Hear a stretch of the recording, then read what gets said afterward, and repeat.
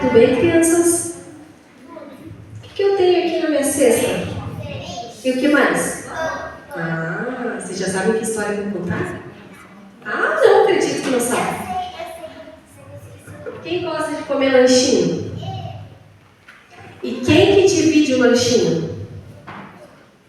Não divide?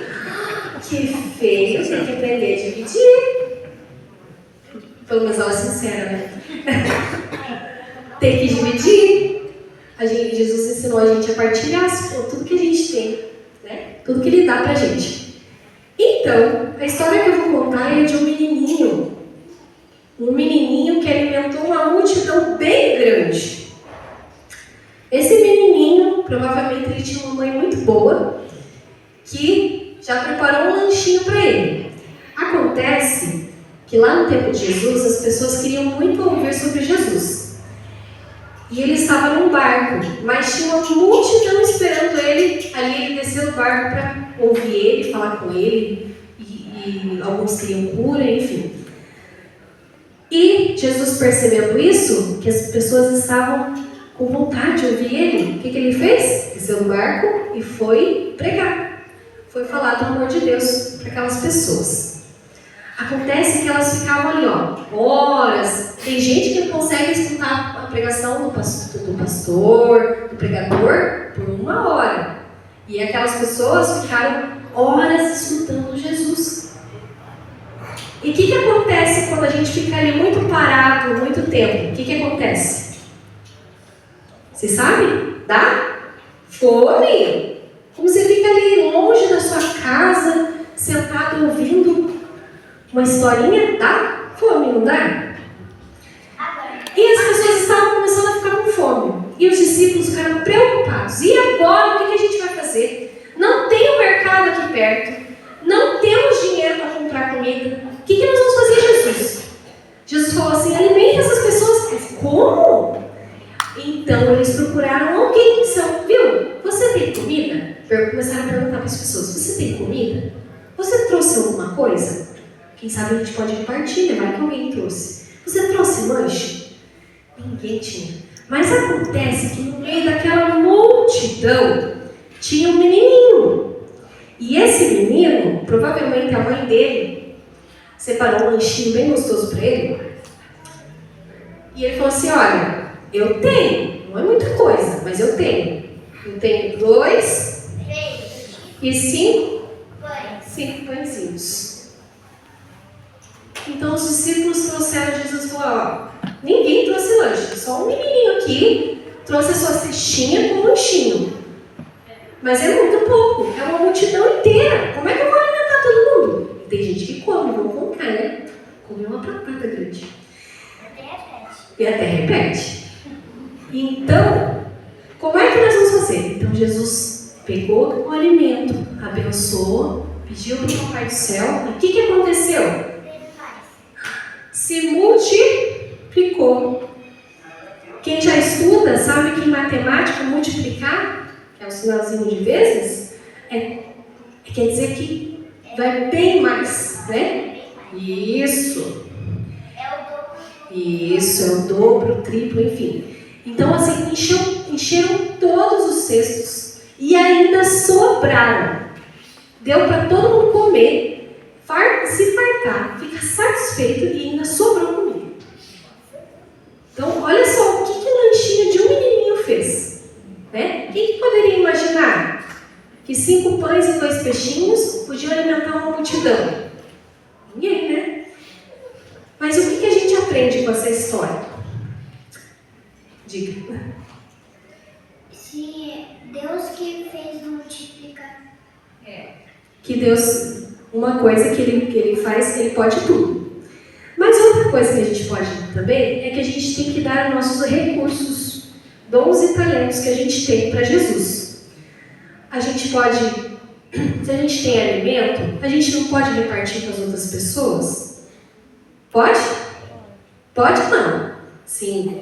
Se a gente tem roupas que não usam mais, a gente pode repartir com as outras pessoas? Sim. Se a gente tem um talento, quem sabe cantar, igual os cantores aqui, ó, muito bonito que eles cantam. A gente não pode repartir com as outras pessoas e adorar a Deus? Pode, né? E também, e se a gente tiver um dinheirinho lá no cofrinho, a gente pode ir lá ajudar? Alguém precisa, ou trazer para a igreja, porque a igreja pega esse dinheirinho e manda para onde? Quem sabe? Manda para pregar o evangelho em outros lugares. Então assim eu também vou estar ajudando a falar do amor de Jesus para as outras pessoas. Então a gente pode usar nossos recursos, os nossos dons, os nossos talentos para Jesus. Certo? Vamos fazer oração? Vamos fazer oração? Vem aqui, joelhos. Vem? Pode fazer.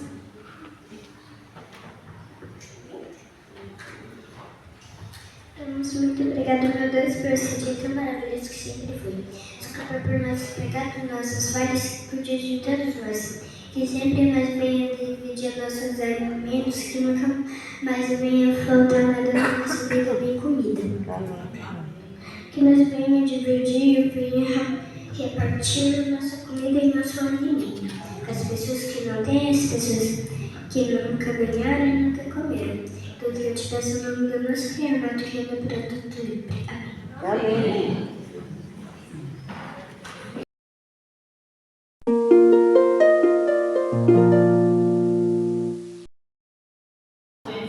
Pai eterno que está a sua igreja, que afirma, ó Deus, através do levantar das mãos, de que queremos permanecer em Cristo.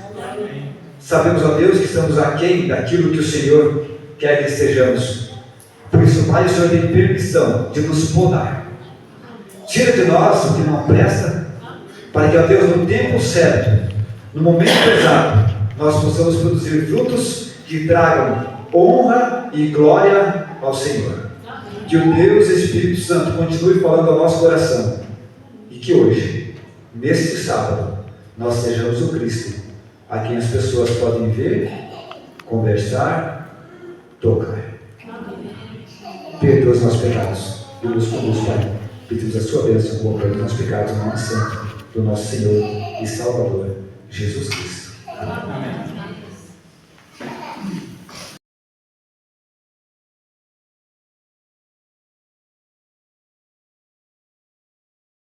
Você é a imagem de Deus. Amém. Não sei nessa manhã como é que você está se sentindo. Talvez meio triste, chateado, porque viver nesse mundo não é fácil. Mas uma coisa é séria, irmãos.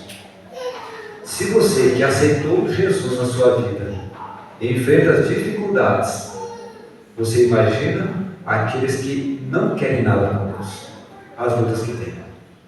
Eu vou dizer uma coisa que não é um segredo. Quando as coisas apertam lá na sua casa e as dificuldades vêm, para onde é que você vai? Você vai para o Senhor. Ele é o teu Senhor, Ele é o teu Deus. Agora me responda. E se você não tivesse o Senhor, para onde você iria? Você percebe a diferença que Deus faz na sua vida? Sabe uma coisa que tem me preocupado na igreja? Muitas vezes nós enfatizamos, exaltamos as dificuldades e esquecemos de exaltar o Senhor que está acima de toda e qualquer dificuldade. Falamos do desemprego, falamos da enfermidade. Irmãos, nós ainda estamos aqui. Por enquanto, mas ainda estamos aqui. A luta que a pessoa que ainda não quer nada com Deus enfrenta, você também enfrenta. Ou seja, você acha que é só as pessoas que não aceitaram Cristo que ficam doentes? Sabe que um momento que nós passamos e que foi crucial, e em muitas situações foi invertido os valores, no período da pandemia, teve gente que pensava que não ia pegar o Covid porque era o servo de Deus. E pegou. E teve irmãos nossos amados, nossos servos de Deus, que descansaram no Senhor. Estar nesse mundo não é isenção de dificuldade. Eu até brinco às vezes, que tem um jeito muito fácil de você não envelhecer, por exemplo. Morrer logo. Morrer jovem. Ou novo. E nós não queremos isso, né? Apesar das dificuldades que enfrentamos, nós queremos ainda tocar a vida em frente, seguir em frente. Mas um detalhezinho que eu quero nessa manhã estar partilhando com a igreja do Senhor aqui do Jardim Secom, capítulo 15 de São João. Eu comento às vezes que parece ser um segredo, mas não é segredo, aqui é um segredo revelado, né? Quando se abre ali São João capítulo 15, são vários versos que a gente vai estar lendo de maneira muito especial, irmãos. A ênfase nesse capítulo fala de permanecer em Cristo. Sabe que, vamos imaginar aqui que você sai fazendo uma corrida, você começa a correr, você é um atleta. Em que momento você está mais cansado? No começo, no meio ou no fim? No fim. Quantas histórias você já ouviu e quantos vídeos você já viu de que a pessoa está a poucos metros da linha de chegada e ela cai? Sei lá, se faltou energia, o que faltou ali naquele momento? Vamos dizer assim, a cabeça quer mandar, mas as pernas não obedecem mais, e a pessoa acaba o quê? Caindo. Mas você já viu alguns vídeos que a pessoa insiste em o quê? E continuar. O que ela mais quer agora? É ultrapassar a linha de chegada.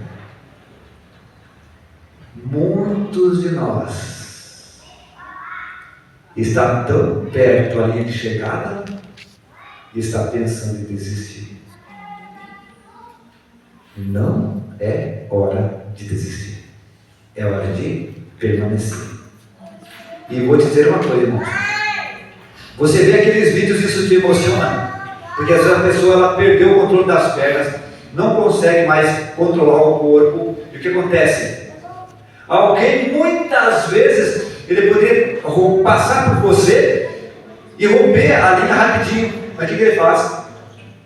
Você percebe que isso nos toca? Quando ele para a corrida dele, ele desacelera, ele vai lá, ele agarra a pessoa, ou você nessa história, coloca o seu braço no ombro dele, desacelera a marcha, porque não pode correr mais, agora tem alguém que depende dele, e a grande questão é ultrapassar a linha de chegada. O que era mais importante? Ser o primeiro? Não. O mais importante era chegar. Quando nós falamos das coisas de Deus, irmãos, o mais importante é chegar. Se alguém na corrida da vida está pensando em desistir, encosta, fica do lado. Sabe uma senhora que vocês conheceram, eu me lembro até hoje, a dona Antônia, a esposa do irmão João, foi anciã aqui dessa igreja. Eu lembro de uma vez, eu trabalhava no Antigo na oficina, bem pela manhã, eu desci no ônibus ali perto do antigo mercado Paxeri, desci do ônibus e fui em direção ao meu trabalho. Em uma curva lá encontrei ela. Ela olhou para mim e falou assim: irmão Nereu, que bom, para mim isso é uma coisa boa. Você é uma coisa boa para alguém. Irmãos, eu não sei quantas vezes você ouviu da importância que você tem para alguém. Sabe o que acontece? Você já viu esses vídeos também.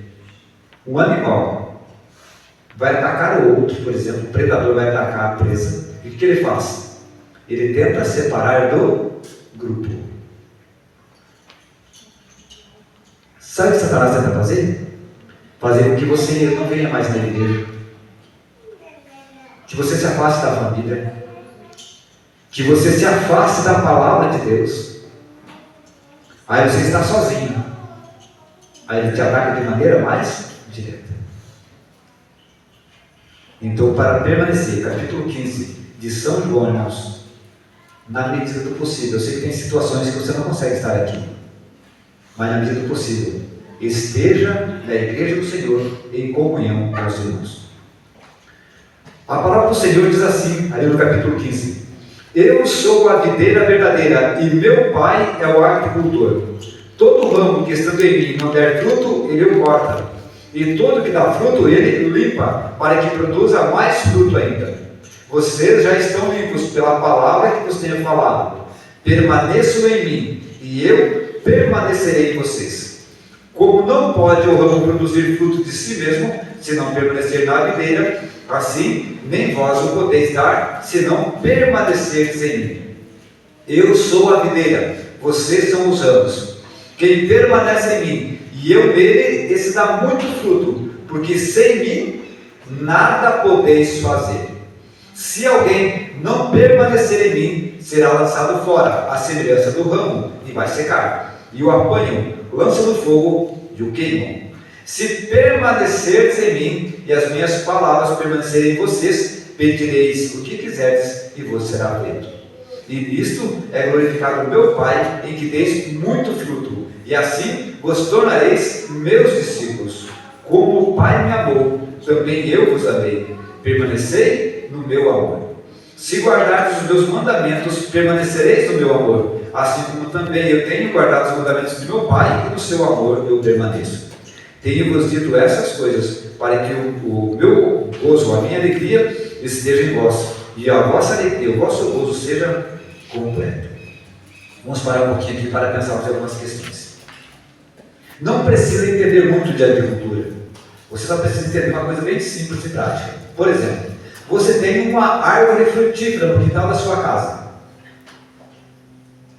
Tudo o que o galho precisa para que venha a questão de flores e a questão de fruto é o quê?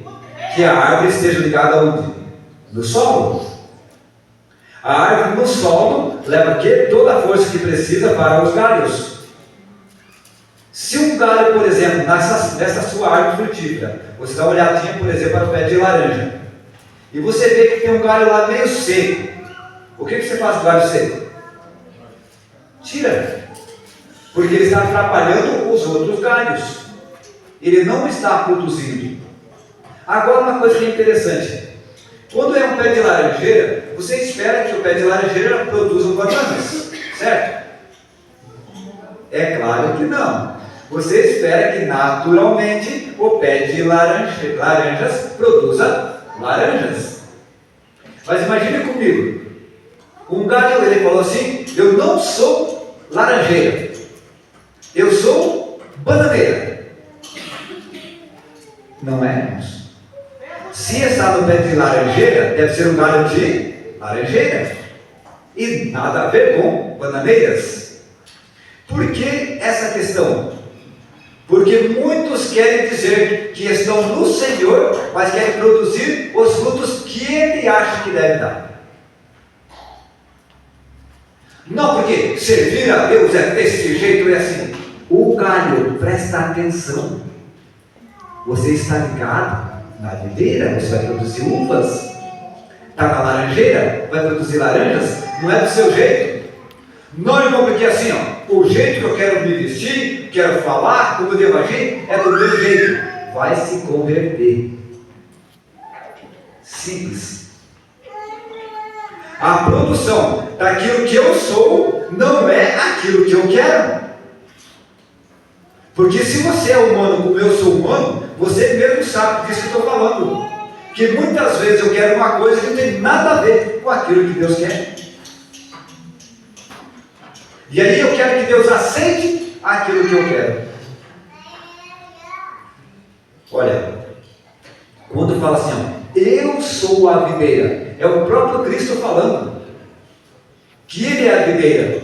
E quem que é o agricultor? O Pai. E os ramos somos nós. Se você observar aqui no capítulo 15, essa ênfase que ele dá é de permanecer. Você percebe que um galho, por exemplo, de qualquer fruta ali, ele não precisa se esforçar. Não, porque eu tenho que produzir, tenho que produzir. Não, o segredo para ele é permanecer. O segredo para você e para mim estar firme na obra de Deus, produzindo, é permanecer. Eu sei, irmãos, e eu compreendo de maneira bem clara, que existem brotos galhos ainda novos, você não pode esperar que ele produza frutos. Existem galhos que estão ainda em formação e alguns que estão formados. Dos quais galhos você espera que produza fruto? Os que estão maduros devem produzir frutos. Mas tanto os brotos quanto os outros galhos, que se percebe, cada um está em uma fase. Qual fase não é permitido estar na árvore? O seco, improdutivo. Imagine comigo, você tem uma empresa, apenas 10 funcionários. Se 9 trabalham e um não trabalha, o que você diz normalmente? Não, eu sou um bom patrão, sou muito camarada, sou cristão, então assim, eu vou pegar desses 9, que estão se lascando, estou trabalhando ali de sol a sol, eu vou tirar um pouquinho de cada um e vou dar para quem não está fazendo nada. É justo? Não. Quem não trabalha, não deve comer. Simples. Agora pense comigo. Se você pega uma criança e fala assim para a criança, seguinte, ó, você vai ficar o dia inteiro aqui puxando tijolo. Qual a tua expectativa que ele puxe tijolo? Quantos tijolos aproximadamente? 50? 100 talvez? Vamos calcular, que seja isso. Agora sim, se você pega um juvenil, você tem uma expectativa, e um jovem, e um homem adulto, e um homem idoso. Para cada fase se cria uma expectativa. O que não se pode fazer na obra de Deus, irmãos? Coitado, eu não consigo fazer mais nada. Consegue. Eu era moleque no interior do Paraná. Sempre fui fortão assim como eu sou. Magrelo, franzinho. E aí a minha mãe, mulher muito inteligente, foi serva de descanso no Senhor, frequentou essa igreja. Ela dizia uma coisa que me impressionava. Chegava o Senhor meu e dizia assim: mãe, eu não vou na roça hoje, porque mãe, o que eu vou fazer? Consigo levantar a enxada, mas às vezes é muito pesada. E ela falava assim: não, o que você precisa é de uma enxada pequena e um cabo leve. O meu irmão, que era mais forte que eu, era uma enxada maior e um cabo mais pesado. Mas ela falava uma frase que me impressionava, irmãos, e até hoje memorizei. Ela falava assim: o feijão que você arrancar, eu não preciso fazer. O mato que você capinar, eu não preciso fazer. Bora para a roça. O que o Senhor espera de cada um de nós, irmãos, é estar ligado em Cristo e trabalhar. Mas, irmãos, eu já estou idoso e hoje eu dou trabalho. Não tem problema, irmãos. O segredo é permanecer no Senhor. E quero finalizar com um testemunho da minha mãe, e continuamos na palavra do Senhor. Ela estava idosa, 80 e poucos anos, ficou 1 ano e pouco acamada, e certa vez ela me disse assim: Nego, por que é que Deus não me coloca para descansar? Estou de cama faz vários meses, e por que é que Deus não me coloca para descansar? Eu falei: mãe, Deus não colocou para descansar, porque ainda tem pessoas que virão aqui ver a senhora na cama, e a senhora ainda tem oportunidade de testemunhar. A boca fala daquilo que o coração está cheio. Permanecer em Cristo, você começa a falar quê? De Cristo, da bênção que é servi-lo. Agora tem uma coisa interessante. Se você é podado, é para que você produza mais.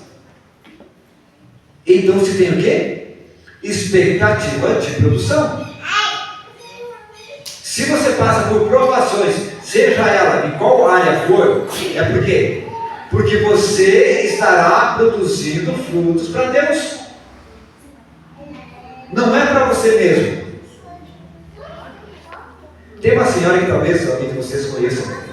Ela frequentou o Jardim Paulista. Quando ela teve câncer, ela falou assim: eu não sei o porquê que eu estou com câncer. Sempre procurei servir o Senhor, e eu não sei por que é que eu estou com câncer. E ela se submeteu ao Senhor, se submeteu ao tratamento, fez conforme devia ser feito, e hoje ela testemunha. Sabe o que ela diz? Se não fosse aquele câncer, eu ainda seria aquele membro medíocre na igreja, esquentador de pão. Forte, né? Se Deus permite que você passe por algumas situações, não é para te afastar dele, irmãos. Mas para que é? Para que você esteja mais perto dele. Quer ver uma coisa bem simples? Por exemplo, quanto tempo nós oramos? 5 minutos, 10 minutos. Não, ok. Agora vamos deixar mais dramática essa história. Se você perdeu o emprego, Senhor amado, não imagina perder o emprego. Mas imagina que perdeu. Você olhar para a Senhor, o Senhor sabe que eu preciso do emprego, Pai. Eu tenho que pagar a conta, tem água, tem luz, tem internet, tem isso, tem aquilo, Senhor. Ó Pai eterno, a comida vai estar acabando ali no armário. Senhor, me socorre, eu preciso. Percebe que seu tempo de oração aumentou? E se agora você está doente? Vamos deixar mais dramático ainda. Muitas situações, as dificuldades que eu passo é para quê? Para que eu fique mais perto de Deus. Não é que Deus tenha prazer nisso, é que tem muitas lições que eu só aprendo na dificuldade. Imagina comigo, vamos usar essa ilustração. Você não sabe nadar. E aí, alguém leva você no barco para pescar, e na metade do rio, o barco vira. E você não tem nada de colete salva-vida. O que é que você vai fazer? Beber toda aquela água não é possível, porque é bastante água. O que você tem que fazer? Você bate os braços, bate as pernas, bebe um pouco de água normal, né? Mas bate os braços, bate as pernas, tenta um meio para se salvar. Muitas vezes nós aprendemos a sair de uma situação estando no meio dela. Mas imagine comigo que eu caí do barco, no meio do rio, e Deus fala assim: coitado de mim, vou morrer. Vai mesmo. Pode ter certeza de que você vai morrer. Se você bater os braços, bater as pernas, você pode até tentar sair de algum jeito. Pode acontecer a solução. No meio das provações, irmãos, não é hora de parar de lutar. É hora de permanecer em Cristo e lutar, aguentar a provação. Permanecer em mim. Outro detalhe interessante. Como é que eu permaneço com alguém que é estranho para mim? Vou usar, eu não estou dizendo que é errado, mas só quero que você entenda de maneira mais clara possível, tá? Para que não se crie uma confusão, ou dizer, irmão Nereu falou que tal coisa nunca dá certo. Não, não é isso mesmo. Você já namorou por internet? Conhece alguém que namora por internet? Já ouviu história? Agora, qual que é a grande questão? A grande questão é que se tem um relacionamento à distância. É quente ou é frio? Depende de como é que você está, mas normalmente é frio. Você não sabe a altura. Ainda mais se tem chamada de vídeo, né? Você vendo, já tem dúvidas, imagine não vendo. Aí passa 2, 3 meses, parece que a moça é encantadora e você marca para se encontrar. E quando você vai se encontrar com ela, se você chega e não é nada daquilo da sua expectativa, você entendeu? Mas não queria ser. Agora, quando você conhece a moça, você se relaciona com ela, conhece os pais, conhece a família, você percebe que vai criando o quê? Um laço. Tem gente que quer servir a Cristo à distância. Irmãos, a grande questão aqui é relacional. Permanecer é relacional. E sabe de uma coisa? Com Deus tem algo que eu acho maravilhoso. Ele sabe todos os teus defeitos. E mesmo assim, te ama. Que amor é esse? De alguém que fala, permaneça em mim. O que eu tenho de bom que eu posso oferecer para Deus? Vamos pegar aqui, ó. A minha vida. Me responda. Tem certeza que a vida é tua? Tem certeza? Porque não é tua. Não, mas tal coisa é minha. Também não é. E o que passou na sua cabeça agora que você pensa que é teu? Também não é. Irmãos, nós pertencemos inteiramente ao Senhor. Quando o Senhor fala, permaneça em mim, irmãos, somente existe vida permanecendo no Senhor. Agora, quando falou que o Senhor, realmente, irmãos, se nós guardamos os mandamentos do Senhor, nós permanecemos no seu amor. Algumas coisas interessantes. Primeiro detalhe: amor é o combustível da mudança. Vamos ser bem sinceros? Você casado, você era solteiro, bonitinho, bonitona, né? E aí tinha os seus gostos, pô, que bacana, né? Aí quando conheceu o Robson, já teve que mudar algumas coisas. Por quê? Porque ama. O amor é o combustível da mudança. Não, porque assim, se eu vou casar com a Neia, mas se não for do meu jeito, eu não caso. Vai lá, solteirão. 56, solteirão. Não tem como, irmãos. Nós precisamos aceitar as questões de mudanças. Porque o amor que nos leva a abrir mão de muitas coisas, de gosto. E quanto mais o tempo passa, mais nos parecemos com o nosso cônjuge. Quanto mais o tempo passa, você servindo a Deus, mais você vai se parecer com Jesus. As pessoas te olham na rua e não é mais você, porque você é do Senhor. Outro detalhe interessante: o amor também é o motivador para permanecer. Quantos casamentos, por falta de amor, se romperam? E você conhece muito bem. Outro detalhe interessante a respeito do amor: o amor é o elo que liga agora o presente ao futuro. Porque o permanecer em Cristo te dá certeza do quê? De hoje você viver na presença dele, fazendo a vontade dele, e daqui a pouco, muito pouco, o Senhor virá e vai dizer assim: que tal você ir lá para casa? Que tal você morar comigo? Vamos passar umas férias no céu? Agora, uma coisa que impressiona a gente, irmãos: você não aceita convite de estranho. Passou alguém na rua e viu você no ponto de ônibus e falou assim, vou usar uma figurada aqui, tá? Oi, Joana, tudo bem? Joana, vamos lá para casa? Você fala assim, eu vou, é legal, não avisaram. Eu vou chamar a polícia, fazer alguma coisa para a tua casa, não vou ser um maluco.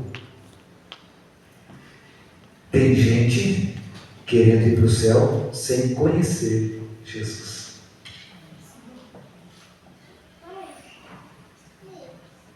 E não é porque Jesus não quer, irmãos. É porque muitas vezes as pessoas têm pensado que Deus é do jeitinho deles, do jeitinho que eles querem.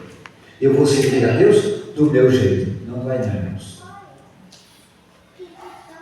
Nós precisamos estar no Senhor e fazer as mudanças que Ele coloca no nosso coração, para que a cada dia seja mais semelhante a Cristo.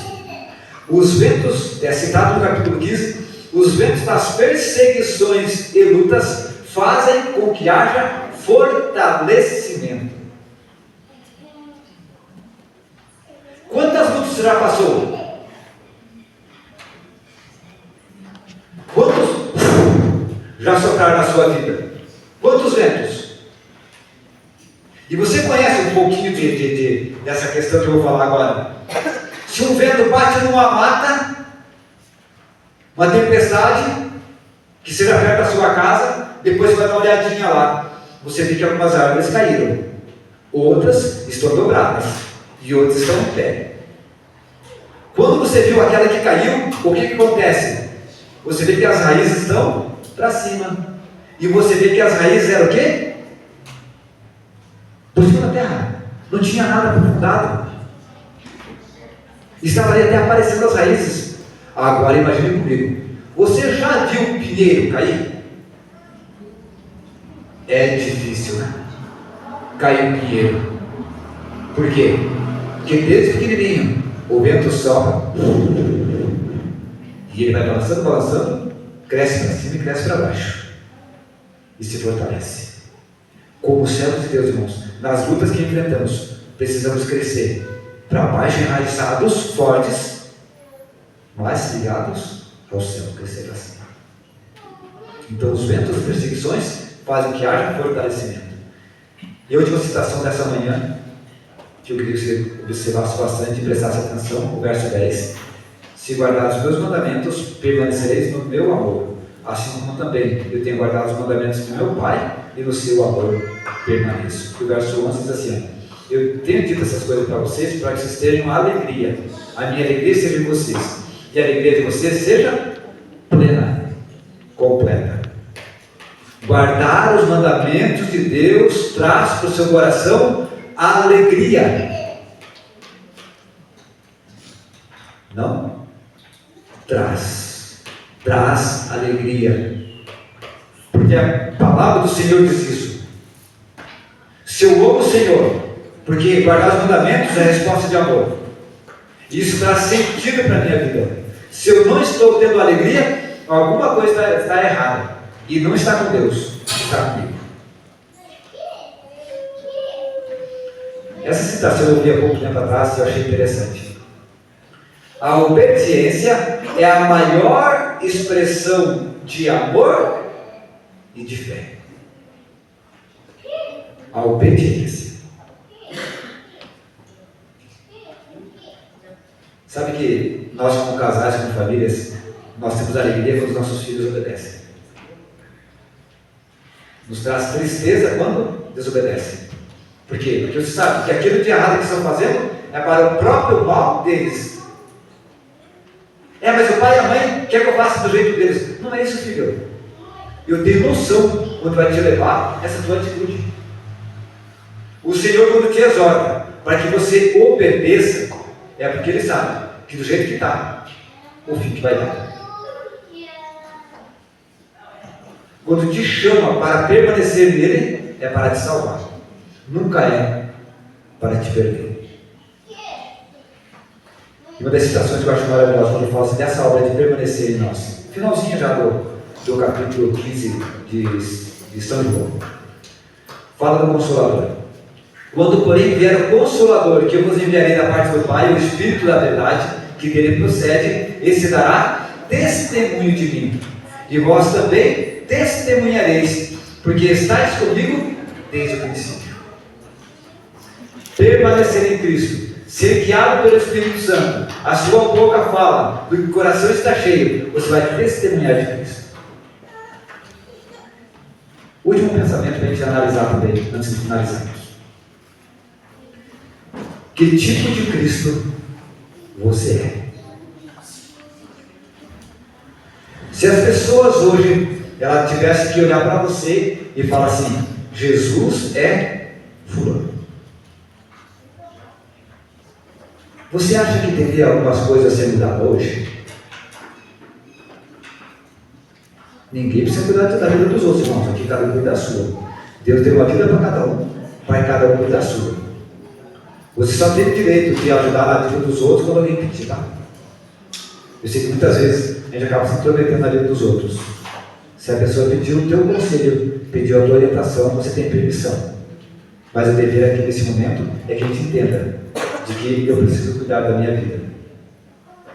Se hoje as pessoas olhassem para você e você é o Cristo para ela, que Cristo, que Jesus, ela estaria vendo.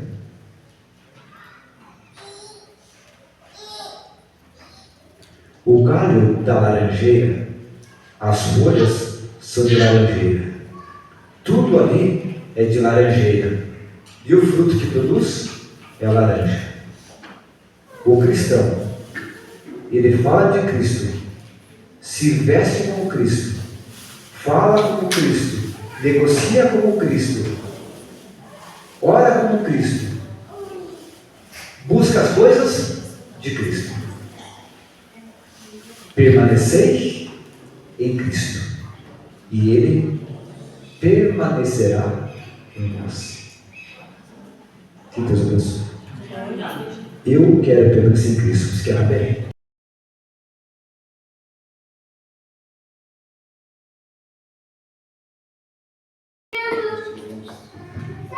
Nós te louvamos, Senhor, porque nos chama para agradecer no Senhor, para sermos guiados por Ti, trabalhar na Sua obra, mas a força que precisamos, o poder, vem do Senhor.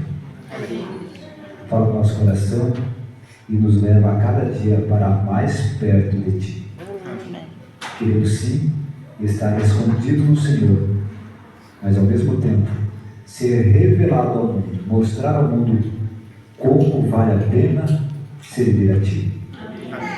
Que o Deus, Espírito Santo, nos guie, sonde o nosso coração, nos leva a viver nesta terra de maneira humilde, representando de maneira digna o nosso Senhor e Salvador, Jesus Cristo. Continua cuidando dessa igreja, deste grupo, de cada pessoa que esteve conosco nesta manhã, e nos ensina para que entendamos de que o Senhor nos ama. Em nome de Jesus. Amém.